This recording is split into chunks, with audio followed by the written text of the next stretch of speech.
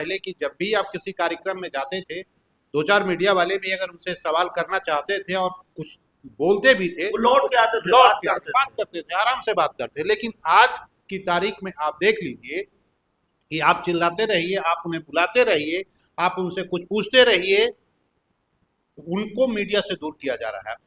दिल्ली की मुख्यमंत्री आ रही हैं, रेखा गुप्ता आ रही हैं, आज नायब सिंह सैनी आए जिनसे हमने बातचीत करने की कोशिश की। जब सवाल उनको पता है कि भाई क्या सवाल पूछा जाएगा, उन्होंने बात नहीं की, दूसरे चैनल से बात की। तो दूसरे राज्यों के मुख्यमंत्री आ रहे हैं प्रचार के लिए, मोहन यादव आए प्रचार के लिए, दूसरे राज्यों के मुख्यमंत्री आ रहे हैं, लेकिन जो यहाँ के मुख्यमंत्री हैं वो प्रेस कॉन्फ्रेंस नहीं कर रहे हैं। और प्रेस कॉन्फ्रेंस का मतलब होता है मीडिया को फेस करना, सवालों को फेस करना, वो नहीं हो रहा है। ऐसे में कितना फायदा कितना नुकसान, बचाने की कोशिश अगर बीजेपी के लोग या जेडीयू को लोग कर रहे हैं नीतीश कुमार को कि मीडिया के सामने ना आने दिया जाए, इसका क्या फायदा, इसका क्या नुकसान होगा? नहीं, नुकसान तो है। आम पब्लिक के बीच में अगर नुकसान ना होता, लोगों की ये धारणा ना होती, तो आज ये सवाल लेकर ना आते। और मुझे लगता है कि आप जैसे लोग या और भी जो लोग, ये नीतीश कुमार को लोगों ने देखा है, काफी मुखर लीडर रहे हैं। वो लोकसभा में भी रहे, विधानसभा में भी उन्होंने बड़ी हर तरह के सवाल का जवाब उन लोगों से दिया, मीडिया से भी मुखातिब रहे। लेकिन अभी हाल के दिनों में अगर देखेंगे, 20 से लेकर अभी तक का जो समय है, इस फेज में आप देखेंगे, और खासकर ये एक साल के दौरान जिस तरह से मीडिया से उन्हें दूर रखने की कोशिश की गई, उसका खामियाजा तो भुगतना पड़ेगा। नमस्कार, आप देख रहे हैं 4 PM और मैं हूं अभिषेक मिश्रा। देखिए, बिहार की राजनीति से जुड़ा हुआ एक बड़ा सवाल है, और सवाल यह है कि बिहार के मुख्यमंत्री नीतीश कुमार प्रेस कॉन्फ्रेंस क्यों नहीं कर रहे। बिहार के मुख्यमंत्री नीतीश कुमार क्या उसी तरह से एक्टिव हैं जैसे एक्टिव रहा करते थे? और अगर लड़ाई तेजस्वी यादव और नीतीश कुमार के बीच है, तेजस्वी वर्सेज नीतीश है, तो फिर इस लड़ाई में पलड़ा किसका भारी है मौजूदा स्थितियों और परिस्थितियों के अनुसार? हमारे साथ इसको समझने के लिए बिहार के senior TV journalist Rajesh sir हैं। और सर, सवाल यही है, अगर दो खेमों की बात करें, एक तरफ तेजस्वी यादव हैं, घोषित चेहरा हैं, डिप्टी सीएम फेस भी घोषित है मुकेश सहनी का, दूसरी तरफ नीतीश कुमार हैं, नेतृत्व उनका है, चेहरा उनका है, मुख्यमंत्री फेस वो घोषित नहीं है। भारतीय जनता पार्टी के जो बड़े नेता हैं अमित शाह ने खुलकर नहीं कहा है।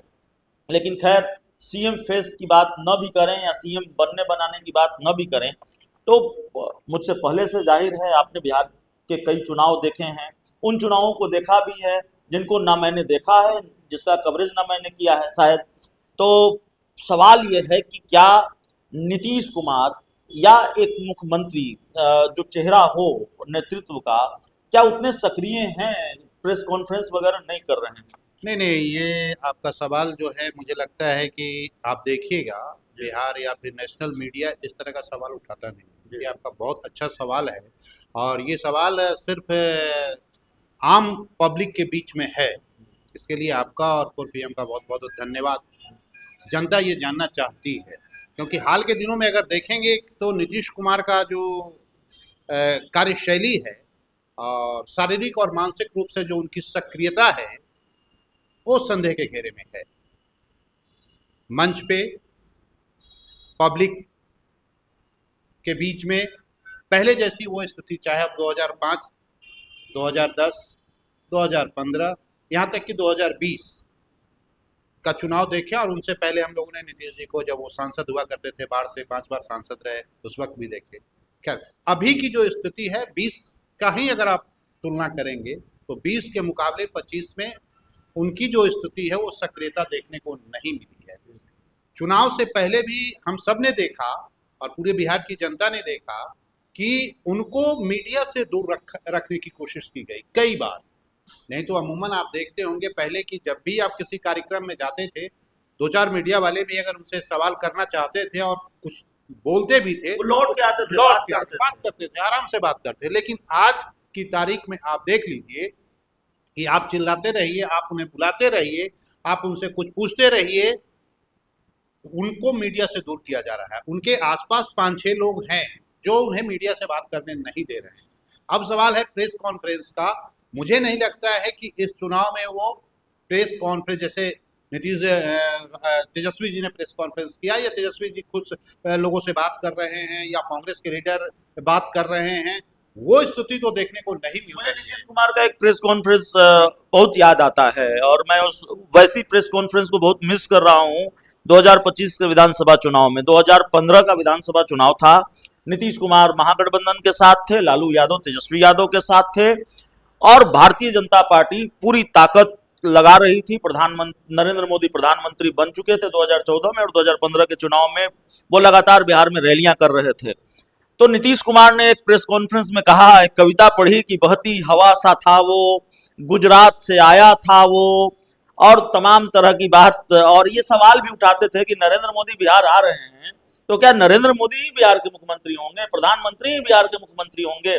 यही सवाल आज मुंह बाय खड़ा है कि भाई दिल्ली की मुख्यमंत्री आ रही हैं, रेखा गुप्ता आ रही हैं, आज नायब सिंह सैनी आए जिनसे हमने बातचीत करने की कोशिश की। जब सवाल उनको पता है कि भाई क्या सवाल पूछा जाएगा, उन्होंने बात नहीं की, दूसरे चैनल से बात की। तो दूसरे राज्यों के मुख्यमंत्री आ रहे हैं प्रचार के लिए, मोहन यादव आए प्रचार के लिए, दूसरे राज्यों के मुख्यमंत्री आ रहे हैं, लेकिन जो यहाँ के मुख्यमंत्री हैं वो प्रेस कॉन्फ्रेंस नहीं कर रहे हैं। और प्रेस कॉन्फ्रेंस का मतलब होता है मीडिया को फेस करना, सवालों को फेस करना, वो नहीं हो रहा है। ऐसे में कितना फायदा कितना नुकसान, बचाने की कोशिश अगर बीजेपी के लोग या जेडीयू को लोग कर रहे हैं नीतीश कुमार को कि मीडिया के सामने ना आने दिया जाए, इसका क्या फायदा, इसका क्या नुकसान होगा? नहीं, नुकसान तो है। आम पब्लिक के बीच में अगर नुकसान ना होता, लोगों की ये धारणा ना होती, तो आज ये सवाल लेकर ना आते। और मुझे लगता है कि आप जैसे लोग या और भी जो लोग, ये नीतीश कुमार को लोगों ने देखा है, काफी मुखर लीडर रहे हैं। वो लोकसभा में भी रहे, विधानसभा में भी उन्होंने बड़ी हर तरह के सवाल का जवाब उन लोगों से दिया, मीडिया से भी मुखातिब रहे।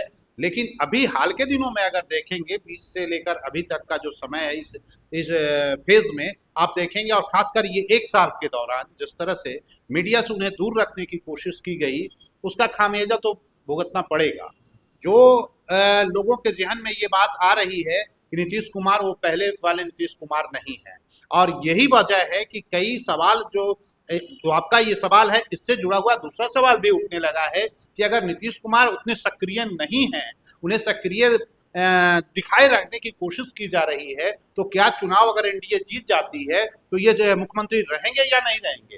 तो ये तमाम ऐसे सवाल हैं, और मुझे लगता है कि इसका जवाब अगर वाकई में लोगों के जहन में ये सवाल है कि नीतीश कुमार आज की तारीख में शारीरिक और मानसिक रूप से उतना फिट नहीं है, तो मुझे लगता है कि अगर फिट हैं, जो उनके चाहने वाले जो लोग हैं, जिन्हें ये लगता है कि नहीं वाकई में नीतीश कुमार अभी पहले जैसे ही ऊर्जावान हैं, तमाम सवाल के जवाब दे सकते हैं, स्वतंत्र हैं हो, तो उन्हें आना चाहिए। ये तमाम सवाल का जवाब मिल जाएगा अगर वो सार्वजनिक रूप से प्रेस कॉन्फ्रेंस में। एक सवाल है कि आपने कहा कि नीतीश कुमार पहले वाले नीतीश कुमार नहीं है। सवाल तो यह भी है कि जनता दल यूनाइटेड जो नीतीश कुमार की पार्टी है, वो पहले वाली जेडीयू है कि नहीं है? एक बड़ा कॉमन परसेप्शन है जो बिहार में जड़ तक स्थापित है कि जनता दल यूनाइटेड के कई बड़े नेता भारतीय जनता पार्टी के हो चुके हैं और जेडीयू में अब वो क्षमता नहीं रही कि अपनी शर्तों पर गठबंधन या सरकार चला सके या बीजेपी को आंख दिखा सके। क्या वाकई ऐसा है? नहीं, अब पहले जब उनके नेता ही पहले वाली स्थिति में नहीं है,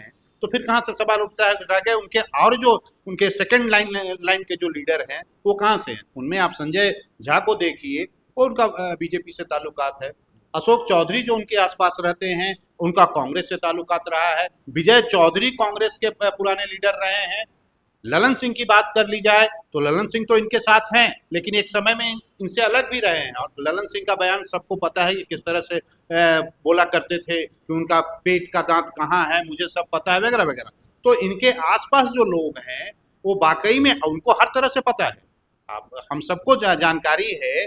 और जिस तरह से बीजेपी हाल के दिनों में बिहार की सियासत में हावी हुई है, वहाँ पर इनके जो 2020 में जो इनका 43 विधायक जीत कर आया, तो ये तो स्पष्ट हो चुका था ना कि ये कमजोर हो रहे हैं। और लगातार आप देखें तो नीतीश कुमार का स्वास्थ्य से लेकर उनके विधायक और उनका जनाधार लगातार घटता चला गया है। आज की स्थिति में आपको मैं बता दूं कि जो जितनी सीट पर जेडीयू लड़ रही है, वहां पर मुझे लगता है कि उनके जो कैडर हैं, उनके जो कार्यकर्ता हैं, उनमें वो उत्साह नहीं है। ये बात और है कि साथ में बीजेपी और अन्य पार्टियां उनके साथ है। उनके कार्यकर्ता को ही पता है कि जो उत्साह पहले था वो उत्साह अब देखने को नहीं मिला। अब जिस पार्टी का नेता ही उत्साहहीन हो तो उनके कार्यकर्ताओं में कितना उत्साह हो सकता है। लेकिन चुनाव है तो लड़ना है, वहां तो दिखाना है कि भैया मैं ही सबसे ताकतवर हूँ। लेकिन नीतीश कुमार पर ये सवाल है, लोग ये जानना चाह रहे हैं और देख रहे हैं, समझ रहे हैं। अभी कुछ दिन पहले एक रैली थी जिसमें संजय झा भी थे, नीतीश कुमार भी थे, एक महिला उम्मीदवार थी। उन्हें माला पहनाने के दौरान जब संजय झा ने कहा कि हाथ में दीजिए और फिर नीतीश जी ने कहा कि गजब बात करते हो जी, हाथ में क्यों दे? हाथ में क्यों दे। तो इस तरह की जो गतिविधि तो नीतीश जी के बराबर देखने को मिलती रही है। तो अब ये स्थिति में मुझे लगता है कि जो आपका सवाल है और जो आम लोगों के जहन में है, तो अगर वाकई में सब कुछ ठीक है तो एक प्रेस कॉन्फ्रेंस कर देना चाहिए। चुनाव का समय है, अब ना करेंगे तो कब करेंगे, करना चाहिए। इससे उनके विपक्षी खेमे वाले जो लोग हैं उनको भी जवाब मिल जाएगा। करना चाहिए, मुझे तो लगता है। आपको लगता है जितनी देर हो रही है, एक तो एनडीए की संयुक्त प्रेस कॉन्फ्रेंस नहीं हो रही है, जैसे इंडिया गठबंधन ने की संयुक्त प्रेस कॉन्फ्रेंस किया, तो सुन रहे हैं कि वो लोग अपना संयुक्त प्रेस कॉन्फ्रेंस होगा और मैनिफेस्टो जारी करेंगे, अमित शाह आएंगे। उसमें देखिए नीतीश जी होते हैं और नीतीश जी क्या जवाब देते हैं। जब वो नीतीश जी रहेंगे, अमित शाह होंगे, या हो सकता है वो ना रहें, संजय झा हों, लेकिन मुझे लगता है कि वहाँ नीतीश जी को रहना चाहिए। और जब सवाल अमित शाह जी से पूछा जाएगा तो मुझे लगता है कि नीतीश जी भी नहीं बचेंगे, उनसे भी सवाल पूछा जाएगा। अब वो किस तरह से जवाब देते हैं उसके बाद फिर इसकी व्याख्या। मतलब नीतीश कुमार की मौजूदगी होगी, नीतीश कुमार उस प्रेस को बिल्कुल होना चाहिए। अब भाई बिहार का चुनाव हो और जनता दल यूनाइटेड के मुखिया सर्वे सर्वा वही हैं। दूसरी बात कि मुख्यमंत्री हैं, वो वर्तमान में मुख्यमंत्री हैं और जनता दल यूनाइटेड के लोग मान रहे हैं कि अगला चुनाव के बाद भी मुख्यमंत्री यही रहेंगे, या कह लें कि फिगर तो वही है। बिहार के एनडीए चुनाव का अगर कोई कह सकता है कि फिगर कोई है तो नीतीश कुमार है, तो नीतीश कुमार को होना चाहिए, जवाब देना चाहिए। आखिरी सवाल है, बिना नीतीश कुमार की स्थिति परिस्थिति पर हमने बहुत बातचीत की, उनके राजनीतिक विरोधी जो बात करते हैं, कई घटनाक्रम उन आरोपों को या उन दावों को पुख्ता करते हैं कि क्या वाकई नीतीश कुमार सरकार और पार्टी चलाने की स्थिति में हैं या नहीं है। लेकिन जो सवाल नीतीश कुमार को लेकर है वो सवाल यह है कि 14 नवंबर के बाद चुनाव के नतीजे चाहें जो भी हों, जेडीयू कहाँ खड़ी होगी, क्या जेडीयू के अस्तित्व पर संकट है, बिना नीतीश कुमार के जेडीयू को कहाँ पाते हैं। अगर नीतीश कुमार रिटायर हो गए किसी भी वजह से, स्वास्थ्य कारण है, उम्र कारण है, अगर नीतीश कुमार नहीं तो फिर जनता दल यूनाइटेड कहाँ खड़े? जनता दल यूनाइटेड का वर्तमान स्वरूप नहीं रहेगा। वहां पर 3 हिस्सा जो है वो बीजेपी के खेमे में जाएगा और एक हिस्सा आरजेडी के साथ जाएगा।